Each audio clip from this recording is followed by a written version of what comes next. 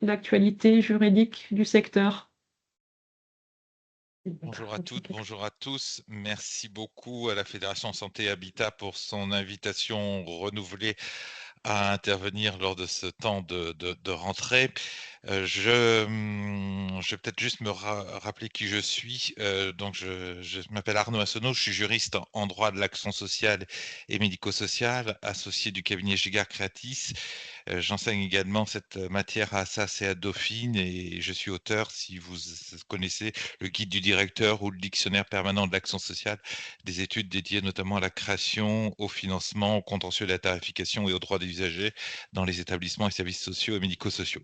Alors évidemment, en 40 minutes, j'ai pas la prétention de vouloir faire une présentation exhaustive de l'actualité juridique des établissements et services sociaux et médico-sociaux et surtout d'ailleurs des ACT liés à la santé et d'accueil mécanisé. J'ai donc pris le parti de traiter 4 sujets.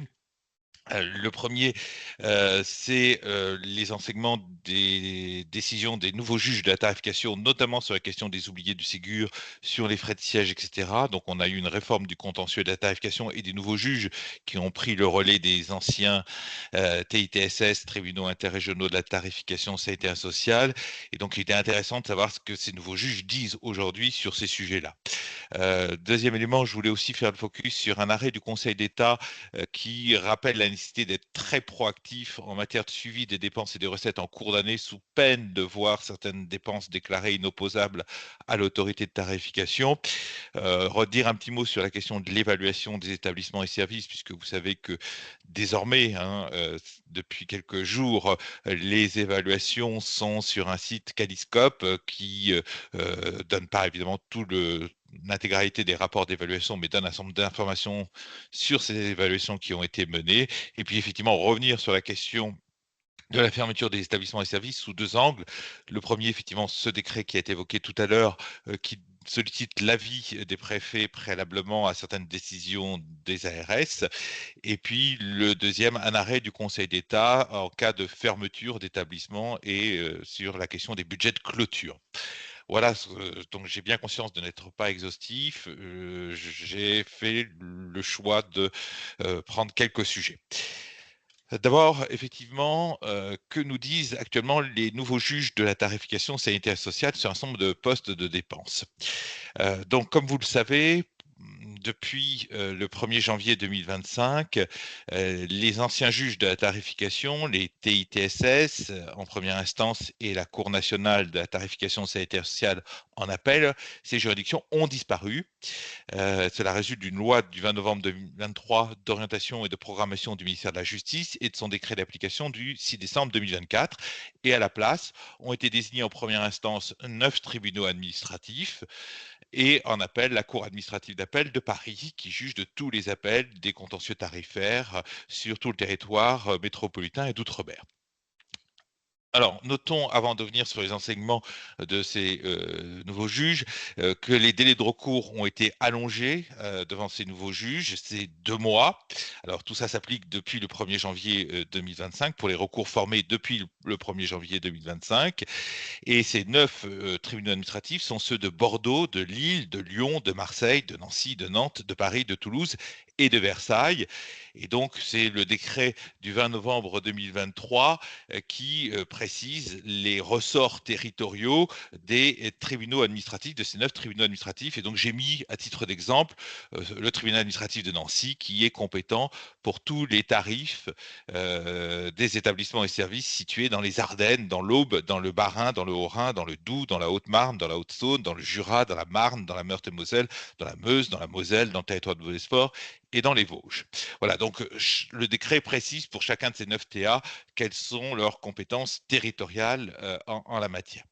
Alors, on a à ce jour une cinquantaine de décisions qui ont été rendues par ces nouveaux juges de la tarification, dont le plus actif des tribunaux administratifs est celui de Paris, qui représente une part non négligeable des 50 jugements que je viens d'aborder. Et le tribunal administratif de Paris a en fait eu à se prononcer sur la question de l'opposabilité des conventions collectives agréées aux autorités de tarification pour ceux qui sont en procédure budgétaire annuelle, et a eu notamment aussi à se prononcer sur l'opposabilité du pourcentage des frais de siège. Alors, c'est sur ces 2 points que je voulais, revenir. Donc en fait, dans cette affaire, qui a été donc jugée très rapidement, mais on va expliquer pourquoi ça a été jugé finalement très rapidement. On a en juillet 2025, c'est-à-dire très récemment, 2 premiers jugements du tribunal administratif de Paris sur la question des oubliés du Ségur.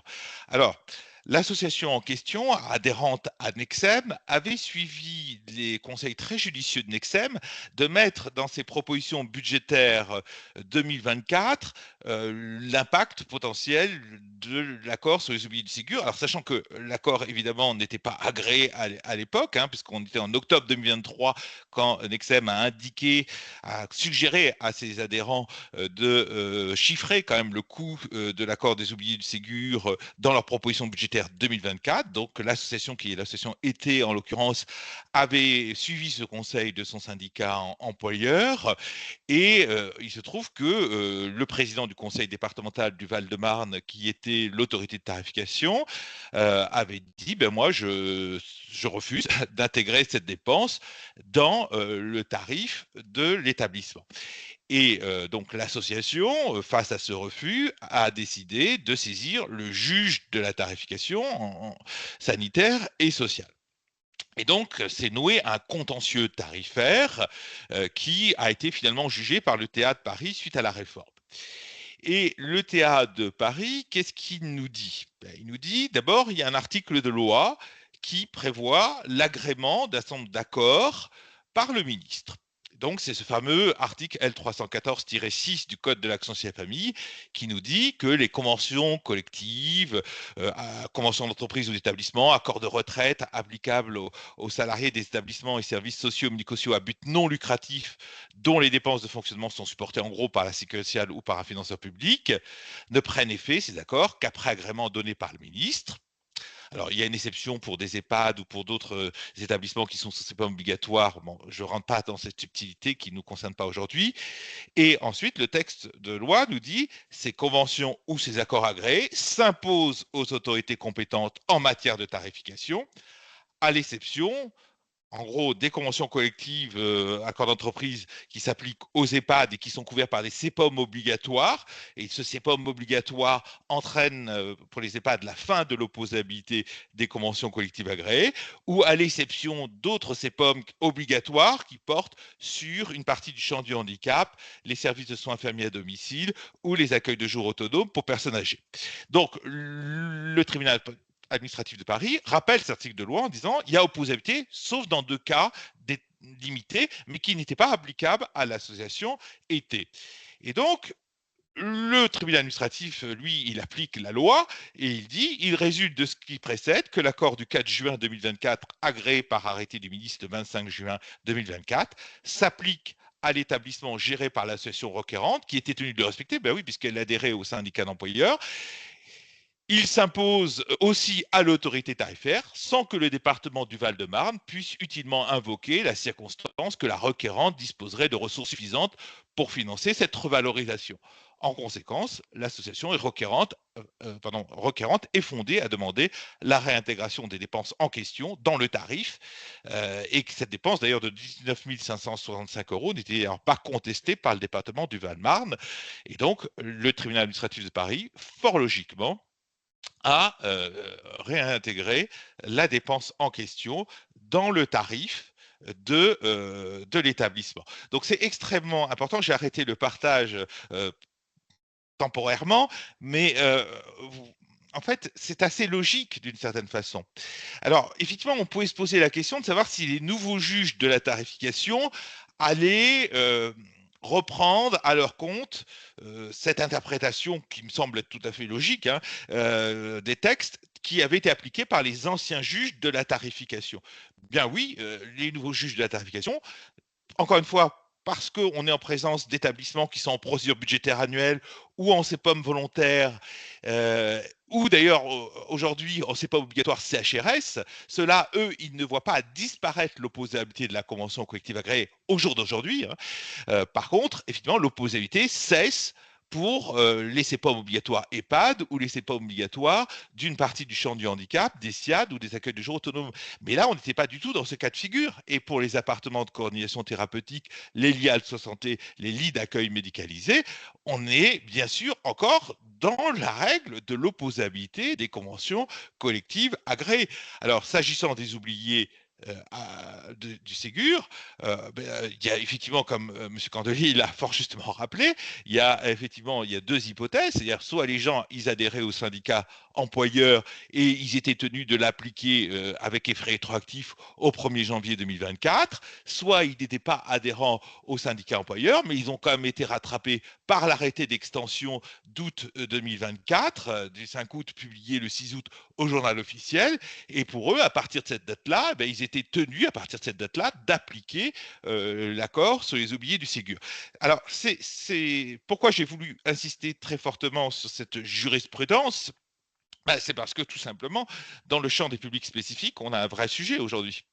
Voilà. Alors, pas que dans ce sujet, pas que dans ce secteur-là, mais notamment dans ce secteur-là, puisqu'en réalité, les instructions budgétaires ne nomment pas de chiffres précis pour financer les oubliés du Ségur. C'est un peu un silence radio. Et donc, on cherchera en vain dans l'instruction budgétaire 2024, dans l'instruction budgétaire 2025, un chiffrage disant pour les oubliés du Ségur, c'est tant qui vous est octroyé à vous, agence régionale de santé. Et donc, évidemment, sur le terrain, ça provoque des positions où le Ségur n'est pas soit financé totalement, soit il est financé partiellement. Et donc, là, on a aussi une responsabilité du côté des associations, c'est qu'est-ce qu'elles font lorsqu'elles se retrouvent avec des tarifs qui n'intègrent pas le coût des oubliés du Ségur. En droit, il n'y a pas 36 solutions. En droit, soit on fait un recours gracieux pour essayer de convaincre l'autorité de prendre en compte cette dépense-là, ou alors soit on fait ça, puis après on s'arrête là, soit on fait ça, puis on fait un recours contentieux, soit on fait directement un recours contentieux. Et l'association elle a pris ses responsabilités, elle s'est vue opposer à un refus de prendre en compte cette dépense-là, elle en a tiré les conséquences. C'est pas simple comme choix, parce qu'un contentieux, c'est jamais anodin, évidemment. Voilà. Mais évidemment, si l'autorité de tarification dit, en gros, moi, je n'ai pas d'argent et je n'accepte pas cette dépense-là, et débrouillez-vous. Mais je ne conteste pas la dépense, mais vous vous débrouillez. On se retrouve au compte administratif avec éventuellement un déficit et à puiser dans la réserve de compensation si elle existe pour financer ce déficit.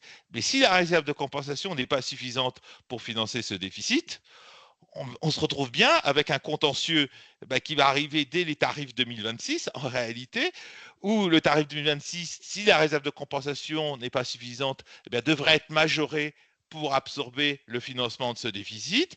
Et là, il y a une heure de vérité, parce que si le tarif 2026 n'est pas contesté, ça veut dire qu'on accepte le non-financement de ce déficit par l'autorité de tarification. Donc là, on a des vrais sujets. J'entendais tout à l'heure des questions politiques et de stratégie associative. On est on est en plein cœur là-dessus. La règle de droit, elle est claire. À partir du moment, alors encore plus clair quand on est adhérent à un syndicat d'employeurs et qu'on est tenu d'appliquer la convention collective signataire signée par le syndicat employeur. Là, il n'y a pas de sujet, c'est pas une application volontaire d'une convention collective, c'est une application automatique du fait de l'adhésion au syndicat employeur. Pour le juge d'identification, il a toujours été clair que cet article de loi trouvait à s'appliquer et qu'effectivement l'autorité de tarification ne pouvait pas dire j'ai pas d'argent ou l'association peut se débrouiller avec les fonds qu'elle a. Non, à partir du moment où c'est agréé, c'est opposable à l'autorité de tarification pour ceux qui bénéficient encore de l'opposabilité des conventions collectives agréées. Et encore une fois, les ACT, les liens de soins santé et les lits d'accueil médicalisés, à la date, aujourd'hui, bénéficient encore de l'opposabilité des conventions collectives agréées. Je ne préjuge pas d'évolution législative possible à l'avenir, mais je dis à date, l'opposabilité demeure. Donc ça, c'est un premier enseignement qui est assez intéressant des juges de la tarification, des nouveaux juges de la tarification. Et on voit bien qu'on n'est pas du tout dans la même situation lorsqu'on n'est plus bénéficiaire de cette opposabilité. Parce que il y a un autre arrêt du Conseil d'État, enfin il y a un arrêt du Conseil d'État du 18 juillet 2025 qui lui portait sur des gens qui avaient signé un CEPA obligatoire EHPAD et qui, eux, ne bénéficient plus de l'opposabilité des conventions collectives agréées. Et là, le Conseil d'État a rejeté le recours de l'association qui disait que tout le Ségur ne lui était pas financé. Donc là, on était sur des EHPAD donc, qui avaient bénéficié dès la crise, dès le début de la crise du Ségur pour l'ensemble de leur personnel. Mais là, le Conseil d'État, il a interprété le droit en disant, ben oui, l'opposabilité, à l'exception, ce qui apparaissait en rouge à l'écran tout à l'heure, des CEPA obligatoires EHPAD ou des CEPA obligatoires qui portent sur une partie du champ du handicap, les SIAD ou les accueils de jour autonomes. Mais il faut bien distinguer les cas de figure. Voilà. Il y a des gens qui ne bénéficient plus de l'opposabilité des conventions collectives agréées. Il y a des gens qui bénéficient encore de l'opposabilité des conventions collectives agréées en droit. Encore une fois, je ne me positionne pas sur des questions de stratégie associative, etc. Je suis là uniquement pour dire voilà quelle est l'actualité que l'on a aujourd'hui sous la main et je vous la partage, voilà, très, très concrètement. Donc ça, c'était le premier sujet. Voilà. Deuxième sujet, c'est, et je repartage cette fois-ci l'écran, c'était la question des frais de siège. Et là, on a d'une certaine façon non seulement une décision du tribunal administratif de Paris, je vais revenir, mais aussi une position indirecte du Conseil d'État. Voilà. Alors, on a un sujet pour ceux qui bénéficient de frais de siège. Ils ont une autorisation de 5 ans. Et dans un grand nombre de cas, en réalité, cette autorisation de 5 ans fait référence à un pourcentage. Dit les frais de siège, c'est X% en fait des bases budgétaires constatées des établissements et des services. Et la question qui se posait, c'est notamment quand une association gère différents types de dispositifs à différents financeurs, parfois l'autorité qui délivre cette autorisation de 5 ans avec un pourcentage n'est pas celle qui va tarifer tel autre établissement et service. Par exemple, on peut très bien avoir un arrêté d'autorisation de prise en charge des frais de siège délivré par un président du conseil départemental, parce que c'est le financeur le plus important des établissements et services gérés par une association. Et pour autant, il y a dans cette palette d'offres gérées par l'association, par exemple, un ACT, un lit à santé, un lit d'accueil médicalisé qui, lui, dépend de la compétence de l'ARS. Et donc, la question, c'est est-ce que le pourcentage fixé dans l'arrêté d'autorisation de prise en charge des frais de siège pris par le département s'impose au directeur général de l'ARS, concrètement. Alors, pendant très longtemps, la Cour nationale de la tarification, l'ancien juge d'appel de la tarification, disait que non, ça ne s'imposait pas aux autres autorités de tarification. Et puis, un an avant qu'elle disparaisse, la Cour avait renversé sa jurisprudence en disant mais si finalement ça s'impose aux autorités de tarification parce que il y a un article dans le code, l'article R314-93, qui dit que ce taux est unique pour l'ensemble des établissements et des services. Donc la Cour avait fini par dire, l'ancien juge d'appel de la tarification avait fini par dire que le pourcentage fixé dans l'autorisation de pourcentage des frais que le pourcentage de frais de siège fixé dans l'autorisation de prise en charge des frais de siège s'imposait aux autres autorités de tarification. Et donc, la question qu'on se posait, c'était est-ce que les nouveaux juges du tarif allaient reprendre à leur compte cette jurisprudence ? Voilà. Alors, on a eu une première décision du tribunal administratif de Paris le 6 juin 2025. Donc, c'était la fondation réunionnaise contre le département de la Réunion. Et le tribunal administratif de Paris a lu l'article du code d'accès à la famille en disant non, ce pourcentage il est unique, il s'impose donc à toutes les autorités de tarification. Et alors là, on est désormais plus que certain que la règle, c'est celle-là. Pourquoi ? Parce que dans une autre affaire qui concernait le département de la Moselle, ce département s'est pourvu en cassation contre cette position de l'ancien juge de la tarification, de la Cour nationale, et le Conseil d'État a estimé que les arguments étaient tellement peu sérieux de la part du département de la Moselle qu'il n'a même pas admis le pourvoi en cassation. Donc, c'est vous dire que c'est une décision qui est parue, enfin, qui est très discrète en réalité, mais qui est très claire et que certains conseillers d'État rappellent d'ailleurs dans des interventions qu'ils font. C'est que en fait, la jurisprudence de la Cour nationale a été confortée et donc maintenant, on va dire, la jurisprudence du tribunal administratif de Paris sera également confortée puisque le Conseil d'État a estimé que le fait qu'un département dise que la Cour s'était trompée en disant que le pourcentage était unique et s'appliquait à tous les autorités de tarification était un argument. Le fait de dire ça, que la Cour s'est trompée, était un argument qui n'était pas du tout sérieux et que ça ne méritait même pas d'être examiné par le Conseil d'État et que donc le Conseil d'État ne rendrait pas de décision au fond, mais n'admettrait même pas le pourvoi à l'examen. Voilà, donc là on a une deuxième prise de position assez intéressante, mais cette fois-ci on a aussi quand même le niveau supérieur, le Conseil d'État, qui est intervenu dans une décision qui est parue un peu discrète. Pourquoi? Parce que ce sont des décisions de non-admission de pourvoi en cassation. Et ça, évidemment, c'est des décisions qui sont moins commentées, mais qui pourtant ont tout leur intérêt sur le sujet. Voilà, donc ça, c'était première partie que je voulais évoquer avec vous sur les premiers enseignements des décisions du juge d'interprétation. Je ne sais pas s'il y a des questions sur ce premier volet. Ou pas, voilà. Sinon, s'il n'y en a pas à ce stade-là, je poursuis, hein, puisqu'on a aussi prévu un temps d'échange à l'issue de l'ensemble de la présentation. Voilà. Alors, s'il n'y en a pas, je poursuis. Très bien. Et donc, je voulais revenir sur un second point qui porte toujours sur la tarification. Excusez-moi, j'ai juste un petit problème technique. Voilà, qui se règle. C'est aussi qu'il ne faut jamais oublier qu'en 2003, lorsqu'on a eu le fameux décret budgétaire et tarifaire qui a réformé l'ancienne réglementation, il y avait dans ce décret du 22 octobre 2003 une logique, et d'une certaine façon, le Conseil d'État s'appuie un peu là-dessus. Euh, la logique, c'était que, en fait, le gestionnaire devait quand même, en cours d'exercice, être un bon gestionnaire et donc, en fait, surveiller de près ses dépenses, ses recettes, essayer de prendre des mesures correctrices, et que s'il y avait un déficit, finalement, ben, ce déficit devait en gros ne pas pouvoir être empêché par des décisions de gestion préalables, si vous voulez. Alors, dans une affaire qui a été jugée par le Conseil d'État le 25 mars 2025, on avait eu une explosion des dépenses d'électricité en cours d'année. Et en fait, ça concernait un EHPAD, un établissement d'hébergement pour personnes âgées dépendantes, qui en gros avait une consommation moyenne d'électricité d'environ 70 000 euros.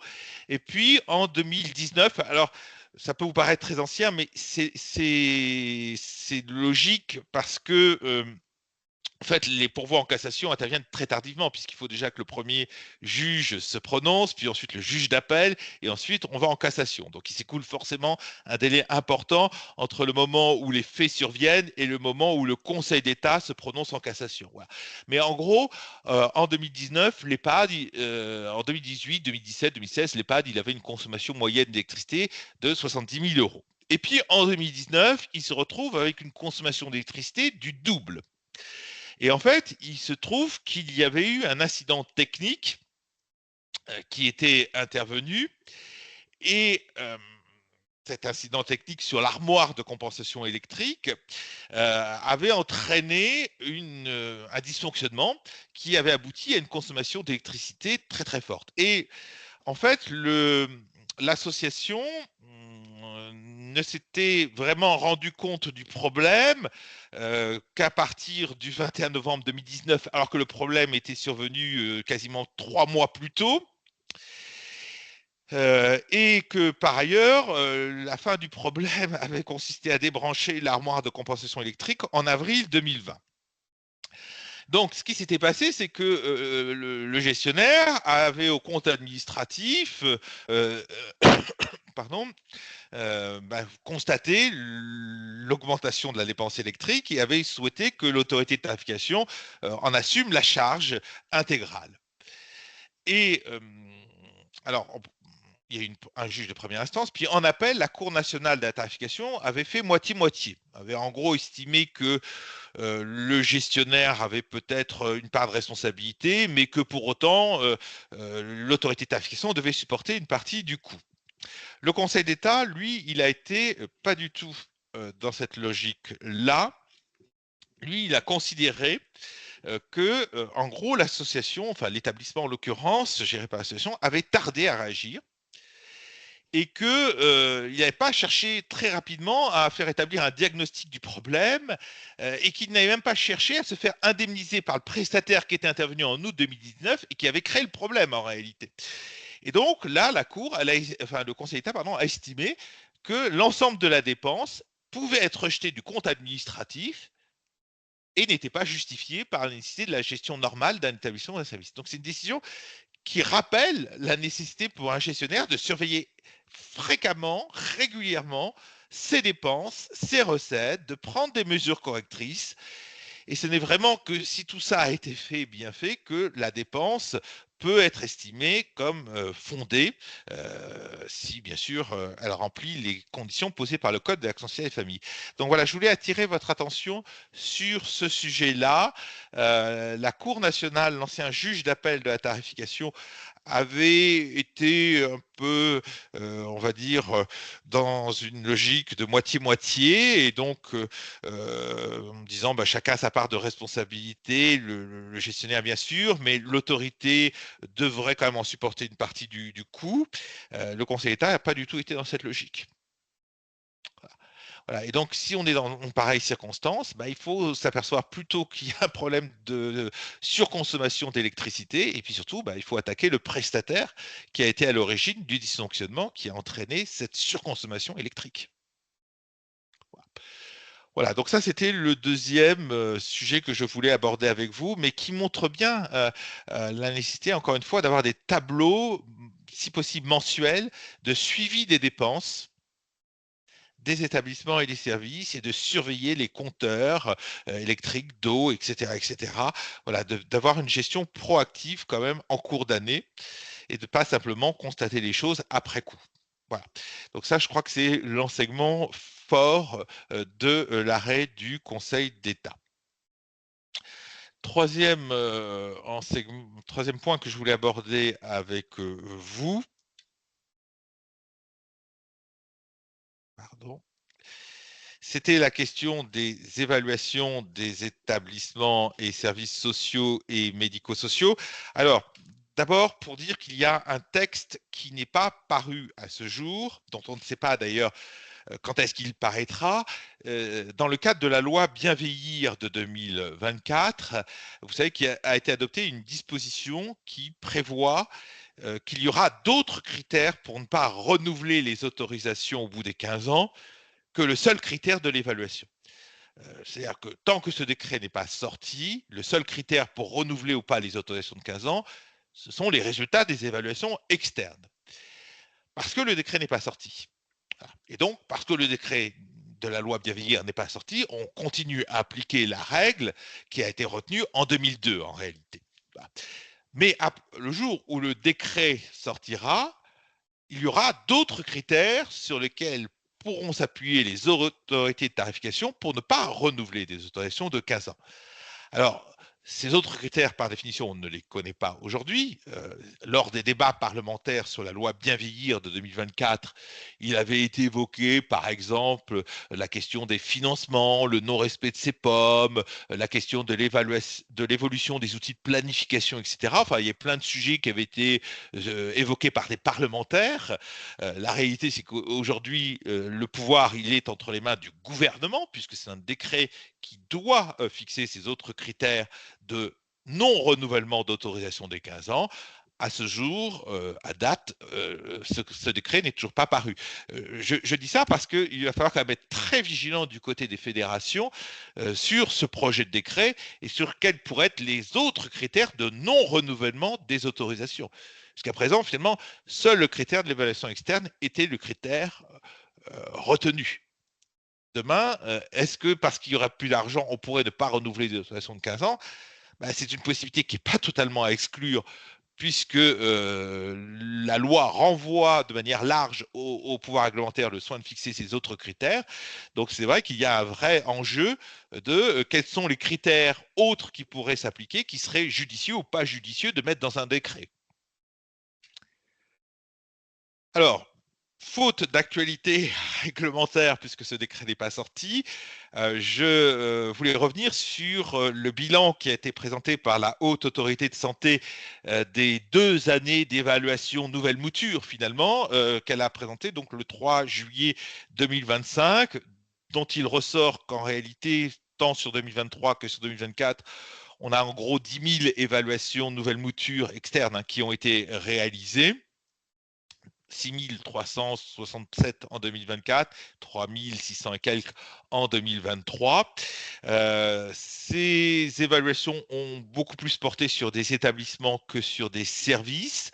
Alors, la Haute Autorité de Santé l'explique de manière assez judicieuse d'ailleurs, par le fait que, comme il y a dans le secteur des services de soins infirmiers à domicile une réforme qui touche aussi les services d'aide à domicile pour personnes âgées, personnes handicapées, lesquels vont se transformer en services autonomie à domicile, c'est vrai qu'il y a peut-être eu un phénomène un peu de gel des évaluations, tel que ça avait été d'ailleurs évoqué par le ministère, le temps que la réforme se mette en place, quoi, voilà, des services autonomie à domicile. Ce que nous dit, pardon, également la Haute Autorité de Santé, c'est quelques données sur les cotations moyennes qui ont été attribuées par les personnes accompagnées sur l'évaluation 3,70 contre 3,64 pour les professionnels, et que les critères qui concernent les directions d'établissement obtiennent la note la plus faible avec un score de 3,58. Voilà, ce qu'indique également la Haute Autorité de Santé, c'est que les cotations moyennes sont plus élevées dans le secteur médico-social que dans le secteur social, sans doute aussi parce que dans le secteur médico-social, il y a finalement plus de moyens sans doute pour gérer les questions d'évaluation, de tracer un certain nombre de choses. Voilà, donc elle note, des résultats un peu plus fragiles dans le secteur de la protection d'enfance ou dans celui de l'accueil, de l'hébergement et de l'insertion en comparaison aux structures pour personnes âgées ou pour personnes handicapées. Elle note également une tendance globale à la baisse aussi sur certaines thématiques comme l'accompagnement à la santé, la gestion des risques ou encore la continuité et la fluidité des parcours. Et plus préoccupant pour elle, seuls 19% des structures donc, qui ont donné lieu à cette évaluation externe en 2024 maîtrisaient la totalité des 18 critères impératifs qui, s'ils ne font pas l'objet bien sûr d'une note maximale de 4 sur 4, doivent donner lieu à un plan d'action immédiat.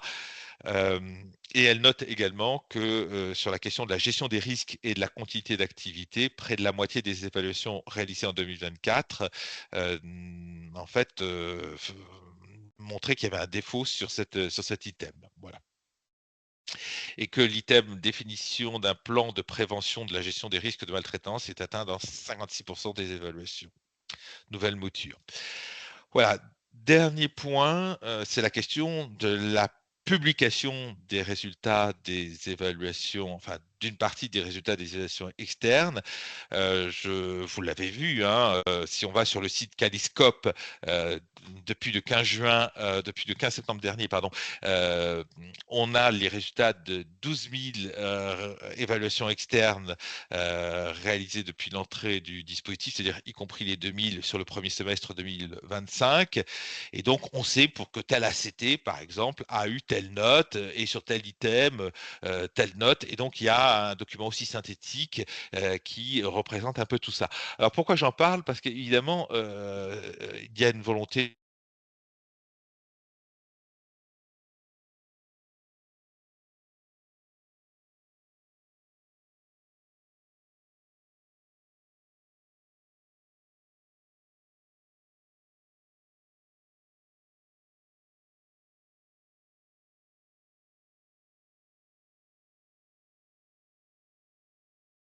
Je pense que Arnaud Vincenot a une petite connexion Internet faible.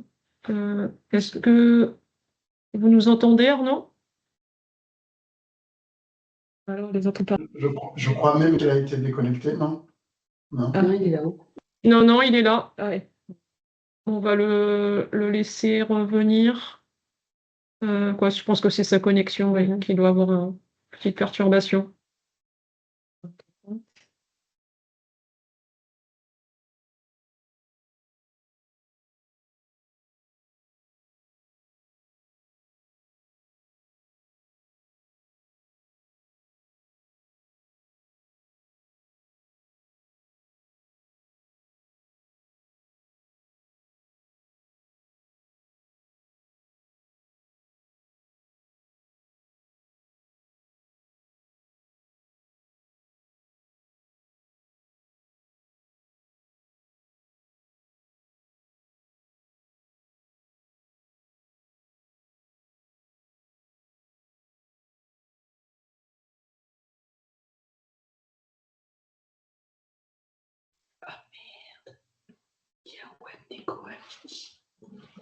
On l'appelle.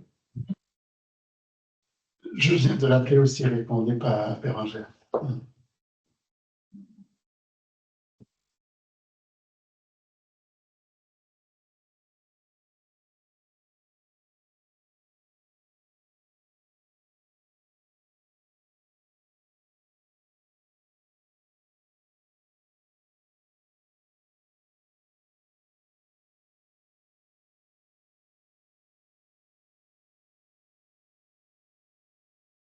Bon, il répond pas au téléphone, mais s'il a mis sur silencieux comme moi, tout à l'heure, je n'avais pas vu un appel. Depuis, on a fait rentrer d'autres personnes.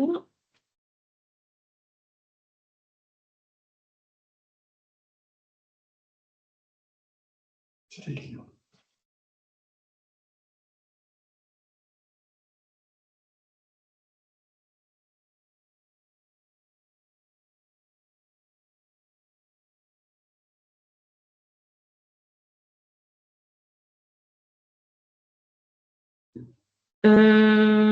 Alors, comme il ne répond pas, et que visiblement.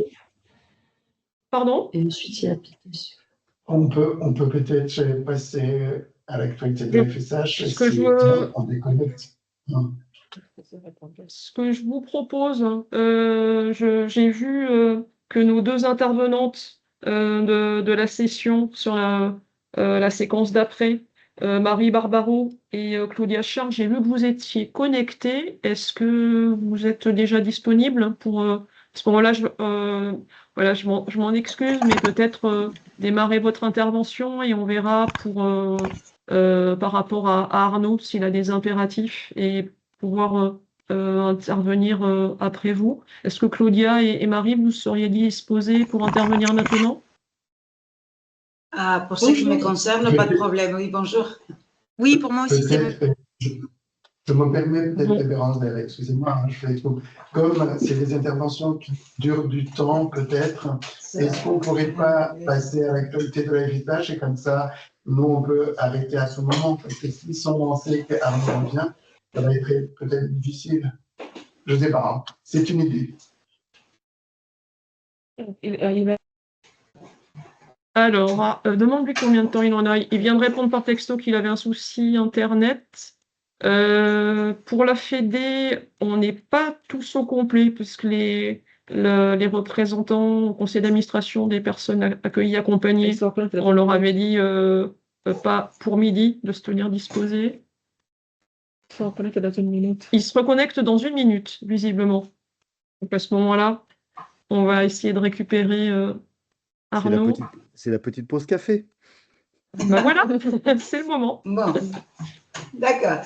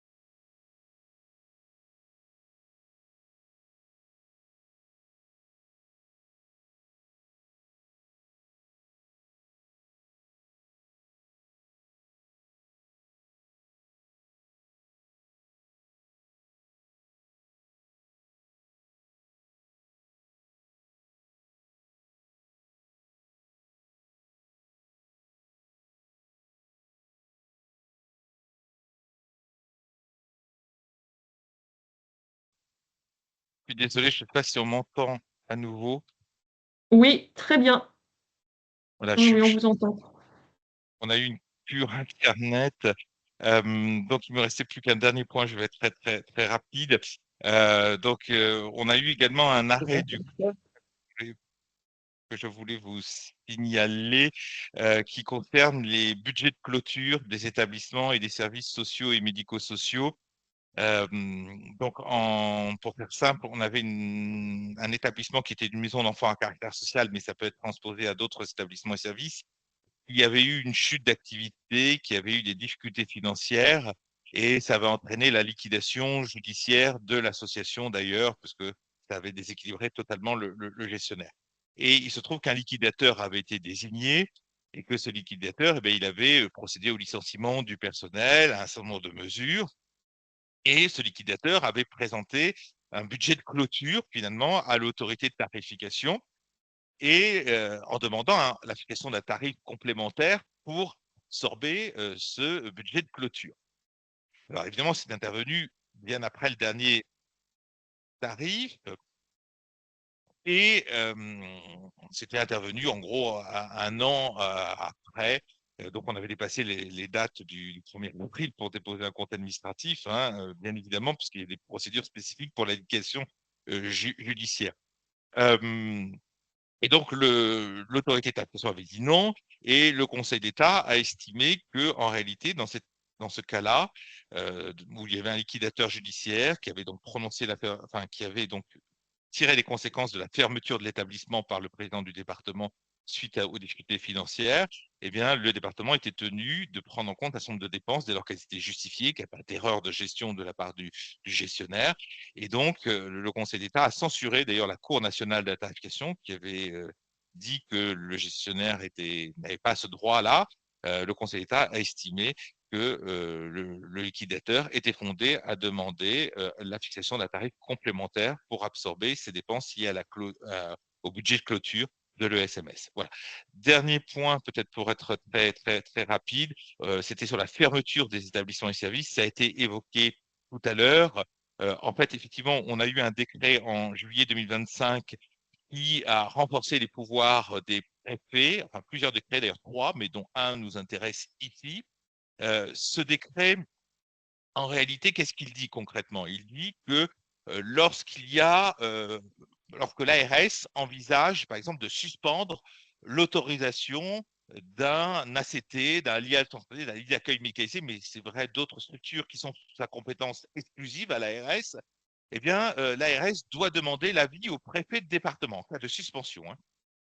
Et donc, c'est un avis simple qui ne lie pas le directeur général de l'ARS, mais sauf urgence, où là, il n'y a plus besoin de demander l'avis du préfet de département, pardon, sauf urgence, si l'ARS, dans les autres cas, donc hors urgence, dans les autres cas, l'ARS doit demander, avant de prendre sa décision de suspension, l'avis au préfet de département. Et puis, il y a une deuxième hypothèse, c'est le cas où l'ARS souhaite retirer l'autorisation ou abroger l'autorisation. À ce moment-là, l'ARS doit demander l'avis au préfet de région, qui lui-même doit solliciter également, avant de rendre son avis, la position du préfet de département. Voilà, donc c'est ça ce que nous dit le décret de juillet 2025. Et alors, il faut d'abord dire que ce sont des avis simples, c'est-à-dire que ce ne sont pas des avis qui lient le directeur général de l'ARS. Donc, ce ne sont pas des avis conformes. Donc, le DG de l'ARS n'est absolument pas tenu de suivre l'avis soit du préfet de région, soit du préfet de département, selon les hypothèses que j'ai évoquées. Le préfet de région, avant de le rendre, sollicitera le préfet de département en cas de retrait ou d'arboration de l'autorisation, ou avis du préfet de département en cas de suspension de l'autorisation. Ces avis sont des avis simples. Si le DG de l'ARS ne veut pas les suivre, il ne les suivra pas. Voilà, alors évidemment, ça peut alourdir un peu le processus avant que l'ARS prenne sa décision.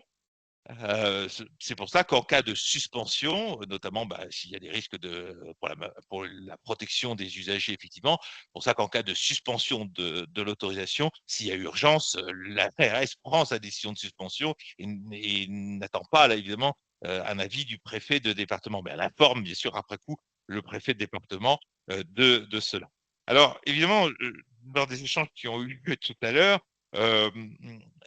en fait, il faut savoir quand même que ce décret, il intervient dans un questionnement plus large, qui est celui du rôle des préfets comme étant garant finalement de la cohérence de l'action de l'État sur les territoires, comme étant des acteurs qui aussi ont à s'intéresser sur l'implantation des différents équipements publics sur un territoire.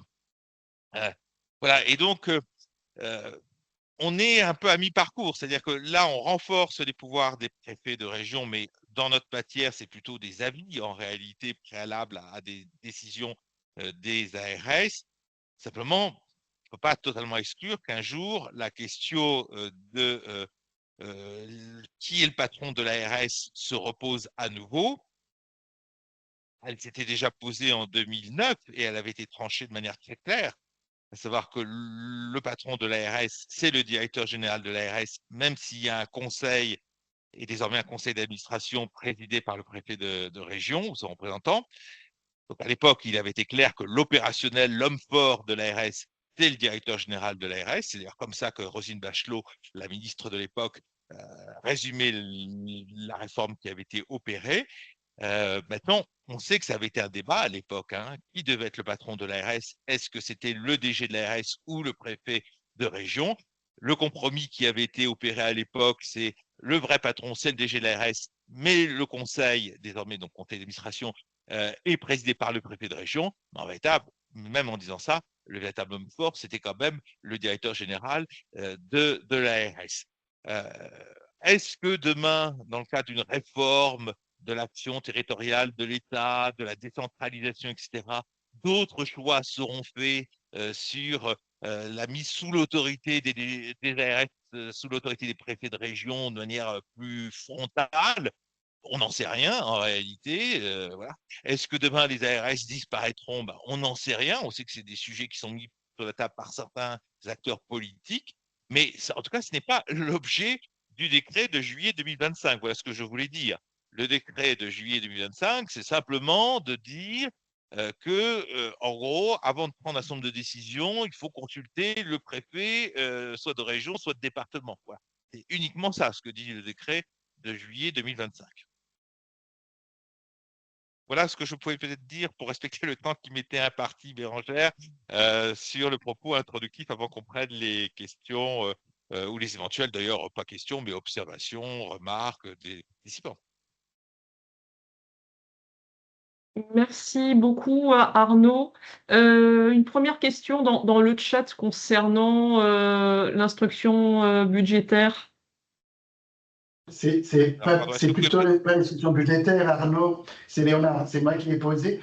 C'était de savoir parce qu'habituellement, tu nous donnes des éléments de prévision budgétaire pour 2026 et du coup, on voulait savoir si tu vas nous en parler parce que je crois qu'on est plusieurs à attendre pour affiner les budgets. Je ne sais pas si c'est quelque chose que tu vas évoquer ou Alors, pas. ben, la commande n'était pas exactement celle-là. Maintenant, on peut élargir un peu les choses. Mais la commande, c'était l'actualité juridique des établissements et services médico-sociaux.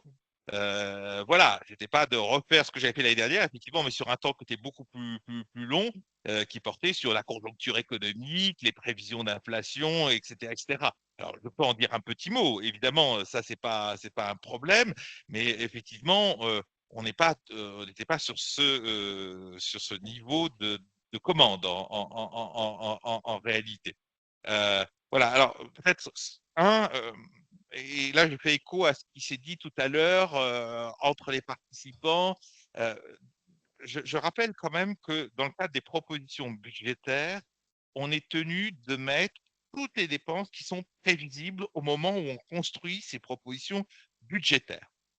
Et donc, j'entendais la question tout à l'heure du rapprochement effectivement, du protocole CHRS et de la Convention 66. Enfin, c'est plus que le rapprochement, d'ailleurs, c'est une décision ministérielle en gros, de fusion dès lors qu'il n'y aurait pas dans les 5 ans d'alternatives qui soient posées.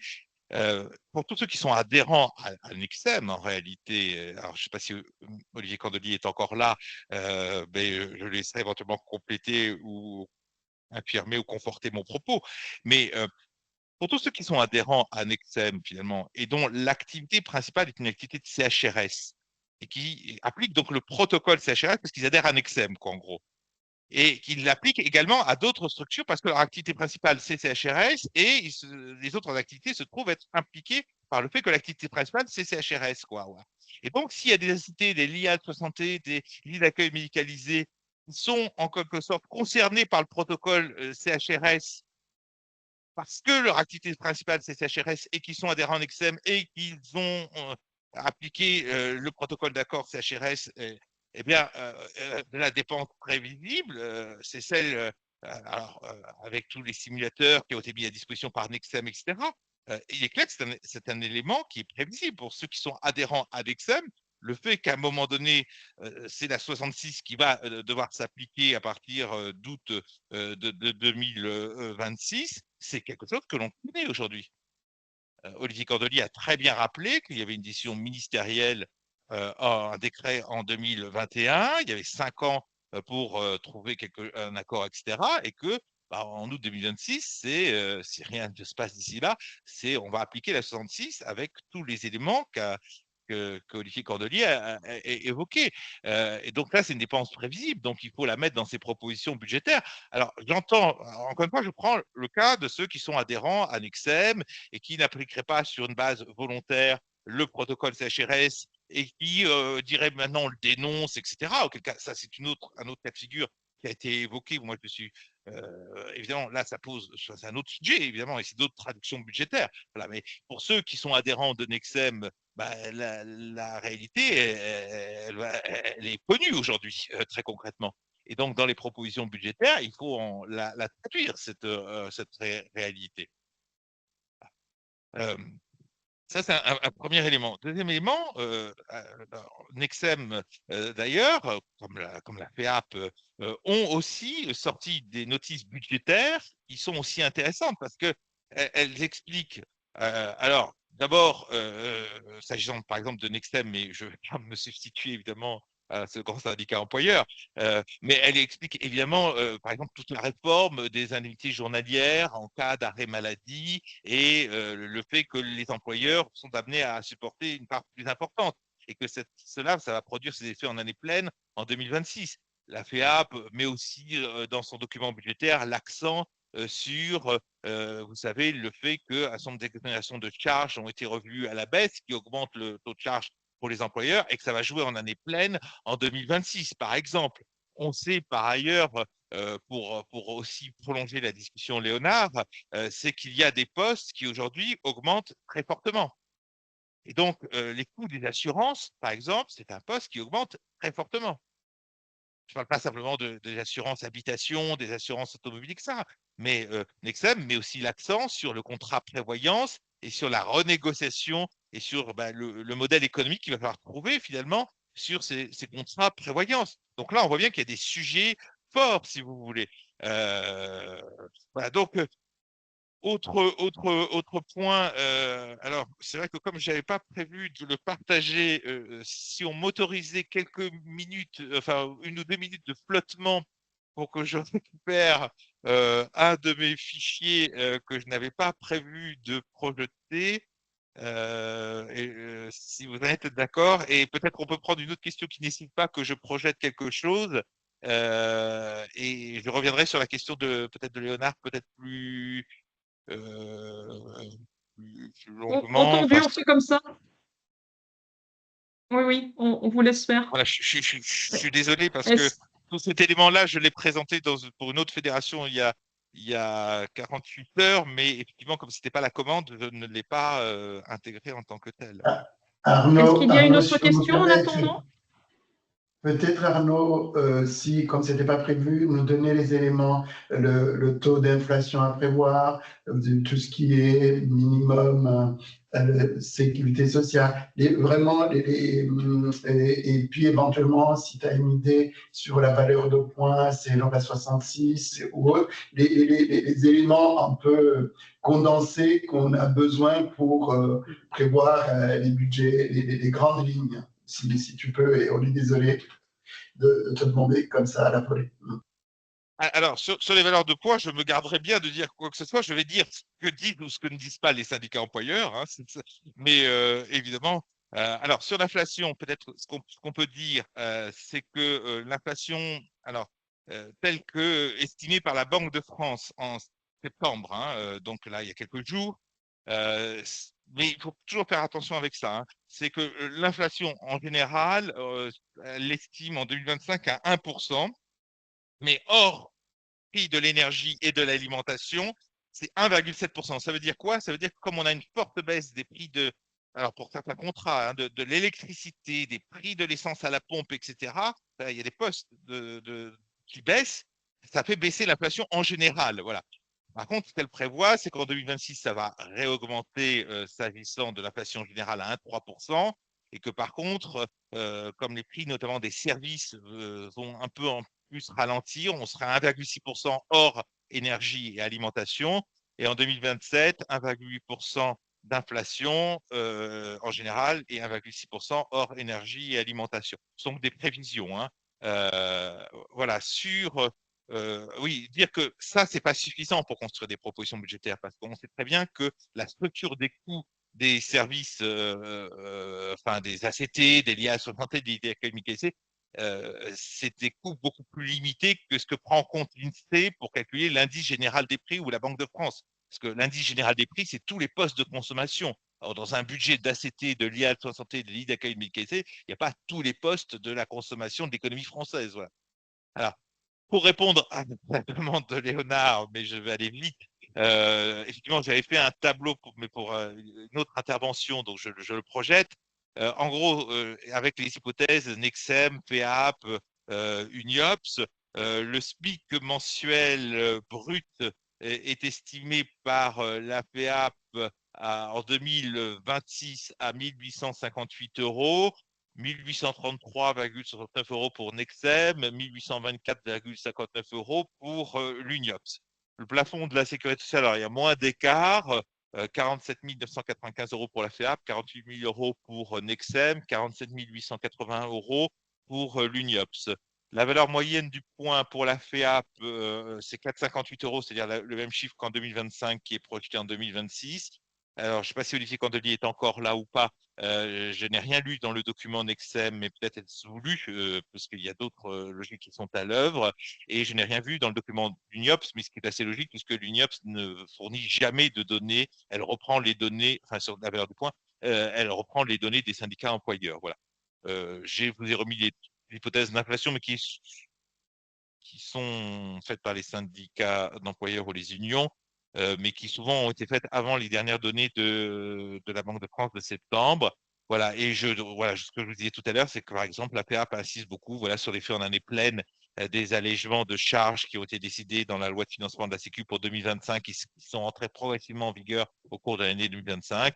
Que Nexem, par exemple, insiste beaucoup sur l'impact pour les employeurs du plafonnement des indemnités journalières de sécurité sociale et donc du reste à charge pour les employeurs, qu'elle revient sur la question des contrats de prévoyance qui vont devoir être renégociés, alors que le contrat FEAP, lui, continue en 2026 à produire ses effets. Donc là, il y a un inconnu sur le modèle économique qui sera trouvé pour le contrat de prévoyance de la 66, voilà, très, très concrètement.